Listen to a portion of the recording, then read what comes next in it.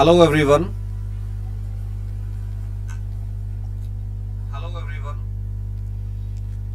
हाँ जी, आवाज सबको सुनाई दे रही है मेरी अच्छे से? एक बार कंफर्म कर देंगे आप लोग मैसेज करके, आवाज मेरी सबको अच्छे से सुनाई दे रही है नहीं सुनाई दे रही है? एक बार कंफर्म कर देंगे मैसेज करके।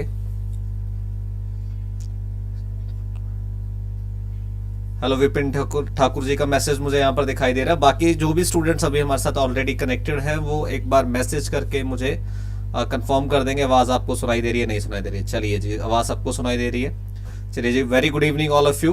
तो जो जैसे कल हमने कुछ क्वेश्चंस डिस्कस किए थे सीडीबी के, वही सीरीज को आज कंटिन्यू करते हुए आज कुछ नेक्स्ट हमारे 10 क्वेश्चंस रहेंगे। बहुत लंबा सेशन हमारा नहीं होगा, छोटा सा सेशन होगा, लेकिन एक प्रोडक्टिव सेशन होगा जिससे आपको आपके अपकमिंग एग्जाम्स में बहुत हेल्प मिलने वाली है। तो इस सेशन को शुरू करने से पहले बाकी स्टूडेंट्स को एक बार ज्वाइन करने देते हैं। और कल के जो स्टूडेंट्स, कल भी जो इस सेशन में स्टूडेंट्स हमारे साथ जुड़े हुए थे, एक बार वो अपना स्कोर बता देंगे। आपका स्कोर क्या रहा है? कितने स्टूडेंट्स मैं देखना चाहता हूँ जिनका 10 आउट ऑफ 10 स्कोर था? कौन से ऐसे स्टूडेंट्स हैं जो बहुत अच्छे से तैयारी में जुटे हुए हैं? तो जल्दी से एक बार बता दें कि आपका कल कौन कौन से ऐसे स्टूडेंट थे जिनका 10 आउट ऑफ 10 स्कोर था। अगर आप में से उनमें से कोई स्टूडेंट है जो कल भी हमारे साथ सेशन में ज्वाइंट था तो वो फटाफट से बता देगा कि उसका स्कोर कल का क्या था। शाबाश। हाँ जी, हाँ जी, good evening ji. Urmila, Meenakshi, Preeti Sharma ji, good evening. And Preeti Sharma का 8 स्कोर था। विपिन ठाकुर का जो स्कोर था वो नहीं बताया है। बाकी मुझे लग रहा है बाकी स्टूडेंट्स आज नए हमारे साथ कनेक्ट हुए हैं। चलिए कोई बात नहीं, तो सेशन को शुरू करते हैं। और आज का जो सेशन है इसमें, हाँ जी, महिमा वर्मा के 9 थे। वेरी गुड, बहुत ही बढ़िया। चलिए आज का भी आपका स्कोर देखते हैं, क्या रहेगा स्कोर आपका। 10 क्वेश्चन अभी हम डिस्कस करने वाले हैं, तो चलिए शुरू करते हैं। First question is taxonomy of educational AIIMS और ऑब्जेक्टिव इज गिवन बाय। इसका आंसर क्या होना चाहिए? चलिए जल्दी से अपना आंसर देने की कोशिश करेंगे। यानी कि शैक्षिक उद्देश्यों का वर्गीकरण किया, ठीक, किसने किया था? कि एक है हमारे कौन, Krathwohl, second is BS Bloom, third one is Robert Mager, ठीक, and the fourth is Gagne. तो इनमें से किसने किया था? ठीक, ये बड़ा ही आसान सा क्वेश्चन है और एक ऐसा क्वेश्चन है जो कई बार हमें एग्जाम में देखने को मिलता है और इसका तो नाम से ही आप पहचान जाएंगे कि ये किसकी बात की जा रही है। टैक्सोनॉमी किसकी थी? चलिए जल्दी से बताएं। हाँ जी, आंसर आने शुरू हो गए हैं। विपिन कुमार जी का बी आंसर है, प्रीति का भी बी है, महिमा वर्मा ब्लूम कह रही है और सुमन सोनी बी और प्रीति शर्मा टी। बिल्कुल सही आंसर है आप सबका। ये ब्लूम टैक्सोनॉमी के नाम से भी काफी मशहूर है ना। ब्लूम टैक्सोनॉमी के नाम से हम इसको जानते हैं। तो ब्लूम टैक्सोनॉमी जिसमें हमने डिफरेंट स्टेजेस की बात करी थी, है ना, कुछ इस तरह से मैंने आप लोगों को पढ़ाया हुआ था, ठीक, जिसमें आपके डिफरेंट स्टेजेस थे, ठीक, जैसे रिमेम्बरिंग था, अंडरस्टैंडिंग था, है ना, फिर अप्लाइंग था, एनालिसिस था। तो ऐसे डिफरेंट स्टेजेस थे और जैसे जैसे स्टेजेस बढ़ते जाएंगे वैसे वैसे हमारी कॉम्प्लेक्सिटी भी बढ़ती जाएगी, है ना। ये हमने ऑलरेडी डिस्कस किया था। तो सभी स्टूडेंट्स ने आंसर बिल्कुल सही दिया है। इसका राइट आंसर होगा क्या आपका? B S Bloom, Benjamin Bloom ने ये टैक्सोनॉमी दी थी, ठीक है। इसको बेंजामिन ब्लूम यानी कि ब्लूम्स टैक्सोनॉमी के नाम से भी जानते हैं हम लोग। बहुत ही बढ़िया, सबका आंसर बिल्कुल सही है। अगले क्वेश्चन की तरफ चलते हैं और हमारा अगला क्वेश्चन है Socrates, Plato and Aristotle were idealist. कहाँ के आइडियलिस्ट थे ये? रोमन, ग्रीक, एरिश या फिर नन ऑफ द अबव। यानी कि सोक्रेट्स, प्लेटो और अरिस्टोटल जो थे, ठीक, यानी कि सुकरात, प्लेटो और अरस्तु थे, कहाँ के विचारक थे ये? रोमन थे, यूनानी थे, आयरिश थे या फिर इनमें से कोई भी नहीं थे? चलिए इसका आंसर देने की कोशिश करेंगे फटाफट से। क्या इसका राइट आंसर होना चाहिए? रोमन, ग्रीक, एरिश या नन ऑफ द अबव? कौन सा इसका सही आंसर होगा? हाँ जी, आंसर फिर से वही आ रहा है कि ग्रीक आंसर इसका आ रहा है। क्या बात है जी, बहुत ही बढ़िया, ठीक। ये तीनों ही कहाँ से थे? ये आपके ग्रीस से थे, ठीक। और इनके जो स्कूल्स थे, ठीक, सेंटर्स जो थे उनके लर्निंग के, ठीक, वो एथेंस में थे, है ना। ये हमने पढ़ा हुआ है, ठीक। तो ये तीनों ही जो थे, जैसे तीनों ही जो थे, सोक्रेट्स थे, प्लेटो थे, एरिस्टोटल थे, ठीक है। ये कहाँ से थे? ग्रीस से थे, ठीक है। और इनके सेंटर्स ऑफ लर्निंग जो थे वो कहाँ पे थे? एथेंस में थे। तो इस चीज को याद रखेंगे, कई बार ये भी क्वेश्चन पूछ लिया जाता है, तो आप लोगों को ये क्वेश्चन याद होना चाहिए। चलिए जी, नेक्स्ट क्वेश्चन देखते हैं। नेक्स्ट क्वेश्चन है हमारा, next question is who is the founding father of developmental psychology. Developmental psychology यानी कि विकास मूलक मनोविज्ञान के संस्थापक पिता कौन है?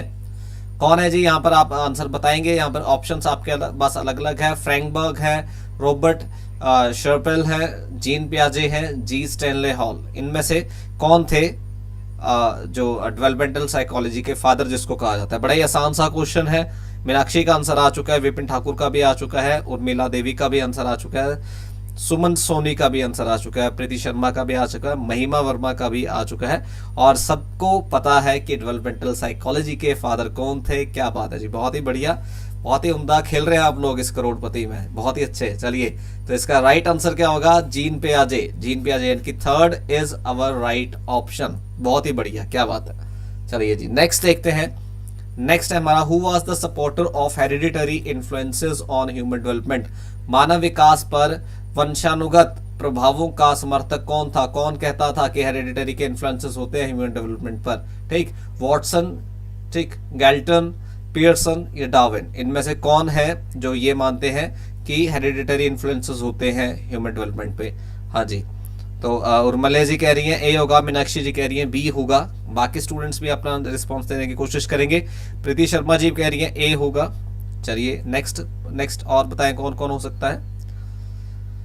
हाँ जी, विपिन ठाकुर जी कह रहे हैं डी होगा, डार्विन जी ऐसे कह रहे हैं, और बाकी स्टूडेंट्स भी इसका आंसर देने की कोशिश करेंगे। और कौन कौन से स्टूडेंट और कौन कौन से ऐसे स्टूडेंट्स हैं जो ए कह रहे हैं, कौन से बी कह रहे हैं, कौन से सी कह रहे हैं? जल्दी से आंसर देने की कोशिश करेंगे। Which one should be the right answer?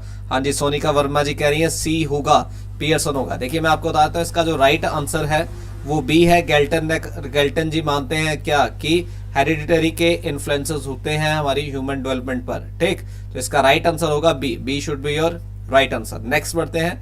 Next is which of the following period is generally termed as the period of conflicts in one's developmental stage?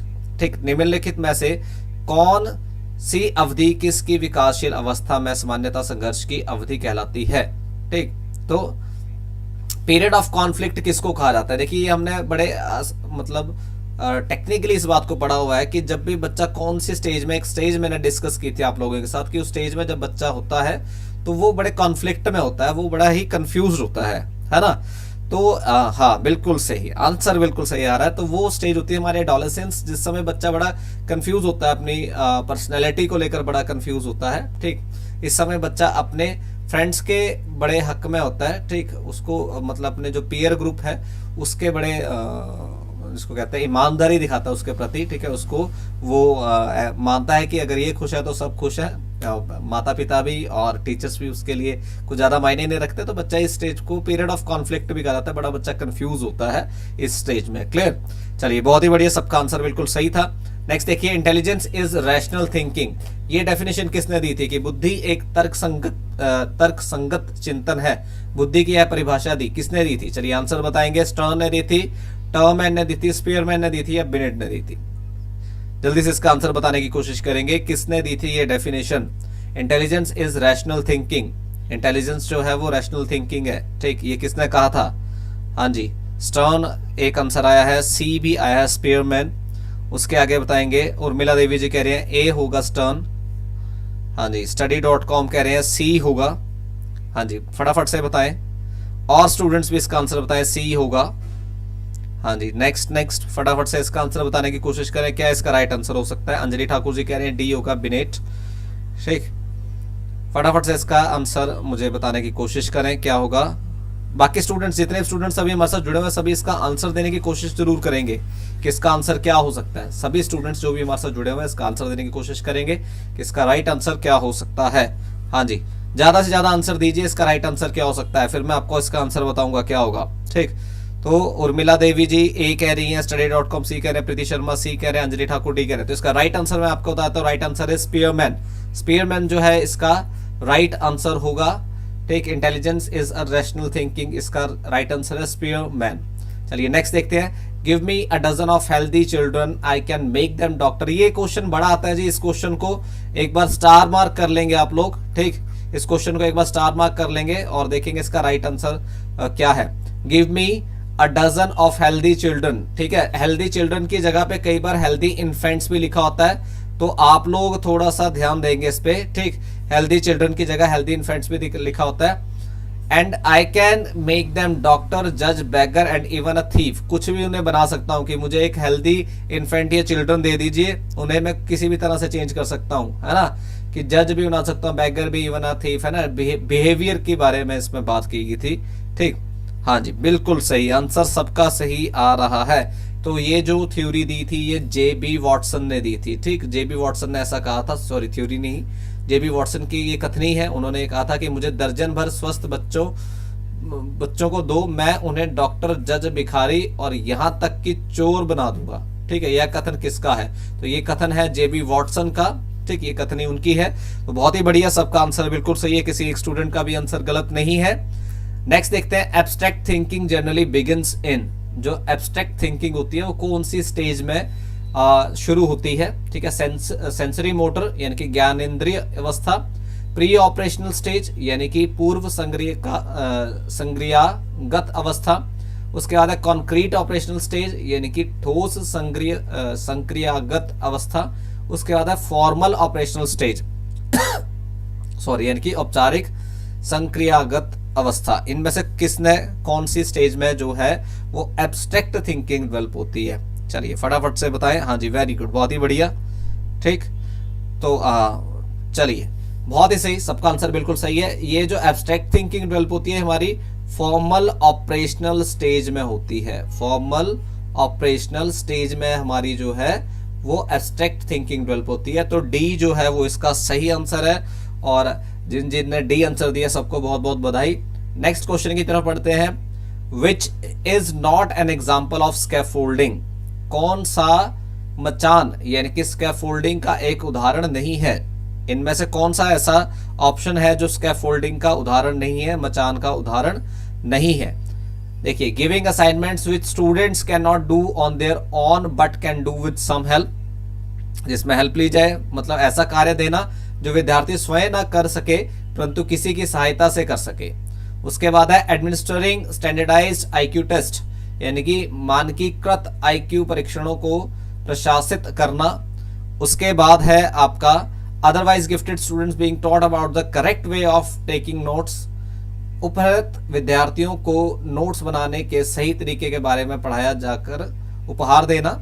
उसके अलावा all of the above, all of the कौन सा नहीं है, इस चीज को ध्यान रखेंगे। Is not an example of scaffolding. Scaffolding का कौन सा एग्जाम्पल नहीं है? स्कैफोल्डिंग का मतलब ही क्या होता है कि बच्चों को फोस्टर करना, हेल्प करना उनकी किस चीज में, ठीक। तो स्कैफोल्डिंग जो है उसका मतलब ये नहीं होगा कि हम एक स्टैंडर्डाइज आईक्यू टेस्ट दे देंगे, स्कैफोल्डिंग नहीं। स्कैफोल्डिंग हमेशा हम बच्चे की मदद करेंगे आगे बढ़ने में। तो इसका राइट जो आंसर होगा वो बी इसका राइट आंसर होगा। क्लियर? सभी स्टूडेंट इसको ध्यान से समझ लें, इसका जो राइट आंसर होगा वो बी होगा, यानी कि एडमिनिस्ट्रिंग स्टैंडर्डाइज्ड आईक्यू टेस्ट, ठीक। मानकीकृत आईक्यू परीक्षणों को प्रशासित करना, ये इसका सही उत्तर होगा, सही आंसर होगा। B should be your right answer. चलिए, बहुत ही बढ़िया, नेक्स्ट बढ़ते हैं और नेक्स्ट देखते हैं क्या है हमारा। प्रॉक्सिमोडिस्टल डेवलपमेंट मींस, ठीक। क्या होती है proximodistal development? From top to bottom, from bottom to top, from inward to outward, from outward to inward. ये चार ऑप्शंस हैं। शीर्ष से तल है, तल से शीर्ष है, अंदर से बाहर की ओर है, या बाहर से अंदर की ओर है, ठीक। तो प्रॉक्सिमोडिस्टल है ना। एक हमने सिफेलोकॉर्डल डेवलपमेंट को पढ़ा था, ठीक है। एक प्रॉक्सिमोडिस्टल डेवलपमेंट को पढ़ा था। तो ये दो डेवलपमेंट है। इनमें से वो पूछ रहा है कि प्रॉक्सी डेवलपमेंट क्या होती है। हमने पढ़ा था एक बच्चा है, ठीक। जब भी ऊपर से नीचे की तरफ उसकी डेवलपमेंट होगी, जो ऊपर से नीचे की डेवलपमेंट होती है उसको सिफेलोकॉर्डल, ठीक, सिफेलोकॉर्डल डेवलपमेंट कहा जाता है, सिफेलोकॉर्डल डेवलपमेंट कहा जाता है ना। और अगर वो अंदर से यानी कि सेंटर से आउटवर्ड जाए, ठीक, ये बच्चा है अब सेंटर से आउटवर्ड जा रही है, ठीक, अंदर से बाहर की तरफ जा रही है, तो उसको प्रॉक्सिमोडिस्टल डेवलपमेंट कहा जाता है, ठीक। ये हमने पढ़ा था। तो इसका राइट आंसर जो है वो क्या होना चाहिए? फ्रॉम इनवर्ड टू आउटवर्ड, यानी कि सी जो है ये राइट आंसर होगा। और मुझे लगता है इनमें से किसी स्टूडेंट ने सही आंसर नहीं दिया है। बॉटम टू टॉप नहीं होगा, ठीक। ऊपर से नीचे जो हमारे डेवलपमेंट है उसको सिफेलोकॉर्डल डेवलपमेंट कहा जाता है, ये मैंने पढ़ाया था, ठीक। और जो अंदर से बाहर की तरफ जाएगा, इनवर्ड टू आउटवर्ड जाएगा, उसको प्रॉक्सिमोडिस्टल डेवलपमेंट कहा जाता है। उसको क्या कहा जाता है? प्रॉक्सिमोडिस्टल डेवलपमेंट कहा जाता है। आ रही है बात समझ में सबको? चलिए, बहुत ही बढ़िया, गुड, बहुत ही बढ़िया। ठीक, तो ये था हमारा आज का सेशन। आई होप आपको ये सेशन पसंद आया होगा। एक बार स्कोर जरूर बता देंगे आप लोग अपना कि आपका स्कोर क्या रहा है इस सेशन में। और अगर ये सेशन आपको पसंद आया तो इसको लाइक कर दें और साथ के साथ शेयर भी कर दें ताकि मैक्सिमम स्टूडेंट इसका फायदा ले सके। ठीक है, शेयर करने के बहुत से तरीके होते हैं, बहुत से तरीके होते हैं शेयर करने के, बट हाँ आप एटलीस्ट लाइक और कमेंट जरूर कर दें और अपना स्कोर जरूर बताएं कितना स्कोर है। मीनाक्षी का स्कोर है 8/10। ठीक है जी। प्रीति शर्मा का भी 8 स्कोर रहा है, वेरी गुड। देखिए, जो आपका स्कोर आ रहा है, जो भी आपका स्कोर आ रहा है, ठीक, तो उस स्कोर को आप ये देख के चलेंगे जो 2 क्वेश्चन आपके बचे हैं वो कौन से क्वेश्चन गलत हुए हैं, और उन क्वेश्चन को ध्यान में रखेंगे ताकि आने वाले समय में, क्योंकि जो आपको आता है वो तो बहुत अच्छी बात है, लेकिन जहां पे आप कमी कर रहे हो, जहां पे आप नहीं क्वेश्चंस को कर पा रहे हो, उस पर ध्यान देने की जरूरत है। इस सेशन का यही हमारा मकसद है कि आप खुद की एनालिसिस कर पाए, खुद की वैल्यूएशन कर पाए कि आपको कितना आता है, और जो नहीं आता उसको सीख लेना है साथ के साथ। क्लियर? तो जिससे हमारा जो मकसद है इस सेशन को रखने का वो हल हो सके और आप मैक्सिमम स्कोर कर पाए सीडीपी में अपने अपकमिंग एग्जाम में, चाहे वो एग्जाम कोई भी है। ठीक, चलिए मिलते हैं अपने अगले सेशन में। Thank you so much, have a nice day, bye.